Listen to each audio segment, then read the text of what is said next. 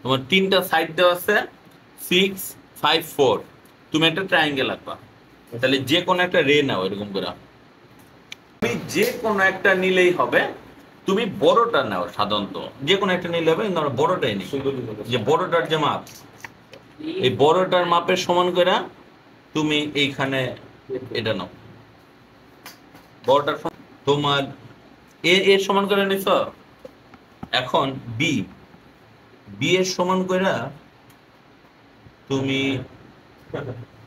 এখান থেকে, এই খেয়াল করো, বি এর সমান করে এখান থেকে একটা নিবা, এই যে এখান থেকে নিলাম।